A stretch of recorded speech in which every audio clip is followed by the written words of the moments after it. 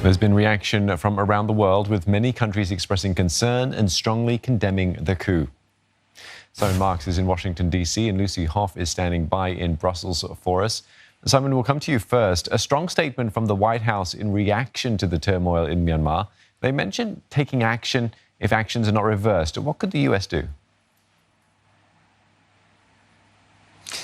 Steve, this is suddenly a foreign policy crisis for the Biden administration, a major challenge for the new Secretary of State, Antony Blinken, coming in only his second full week in the job. This White House statement talks about the Biden administration being alarmed by what's taken place in Myanmar. It says that Joe Biden was immediately briefed by his national security advisor, Jake Sullivan. And of course, all eyes are now going to be on a response from the Biden administration that almost certainly is going to have to take the form of economic sanctions targeting military figures inside Myanmar, because there's precious little else that the United States can really do. I suspect we will see continued action over the next few hours by the Biden team to reach out to partners and allies in the region, get a sense of what the regional view is on how to handle this. We've already seen the European Council president calling for targeted sanctions. Former officials within the Obama administration saying this is what happens as a result of the United States having been asleep at the switch for the last 4 years under President Donald Trump. But there's no question that because this is going to become an issue that involves not just the US government, of course, but also the government in Beijing, that this is going to be a pretty complicated thicket for the new Biden team to begin navigating. Thanks for that. Simon Marks speaking to us from Washington, D.C.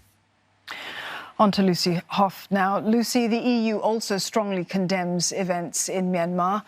Are there plans to take action if Aung San Suu Kyi isn't released?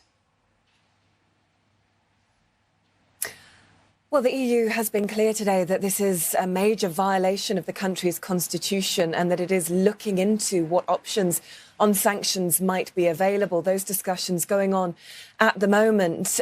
In order to implement those sanctions, however, there would need to be unanimity, a unanimous vote at the European Council level. The Council is not due to meet until early February, so it is likely between then and now proposals will be put together of a possible sanctions programme, which would be an extension of the programme that was already put in place at the end of 2018 and now extended to April 2021. So an existing sanctions programme which limited the export of equipment that could be used in acts of suppression. So it could be that we see some details about what those proposals are, but the EU very clear today that this is a violation of the country's constitution and it is looking at all available options when it comes to taking action. Lucy, thank you very much for that. Lucy Hoff there in Brussels. For a deeper understanding of the situation in Myanmar, let's speak now to Moe Thuzar. She's an expert from the ISEAS-Yusof Ishak Institute. Good evening, Moe. What's your take on this turn of events underway right now in Myanmar? Good evening, Dawn, Steve. I wish this were under happier circumstances. I think my take, as is that of many around the world, is, this is something that we were hoping would not happen, and that, logic would apply. And Mo, what message do you think the military is trying to send to the people of Myanmar in this? Is this the end of the country's democratic process, do you think? It does seem that announcing a state of emergency and taking the executive power into their hands signals that the democratic transition that was scoped by the military and set into motion since 2010 now seems to be somehow taken a different course or ended in the way that the military decides. So the kind of message that I would think is being sent by this announcement of a state of emergency is really, I guess, a reminder, if you will, to the civilian leadership and the people in the country of this guardian role, quote unquote, that the military seems to hold very strongly to. Well, it is, to say the least, a shocking fall from power for Aung San Suu Kyi. Does the military risk making a martyr out of her, Mo? When you're detained after having won a landslide victory, what do you think, John?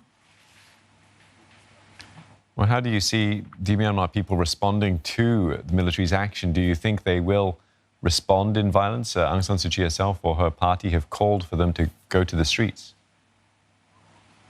I think there are still differing views on the veracity of that document that has been posted on the Chair NLD's Facebook page.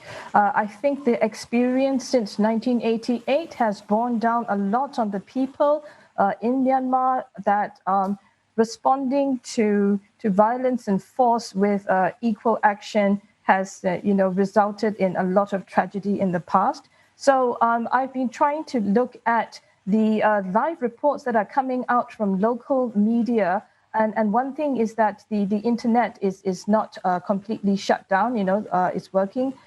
So what I see is, apart from the kind of concern and maybe initial panic in the morning of people trying to stock up on provisions, draw money and so on the streets of Yangon, as far as I could see from these local news reports, are quiet. I think people are trying to stay indoors and not come out or engage in any activity that could be misconstrued otherwise as any action of provocation.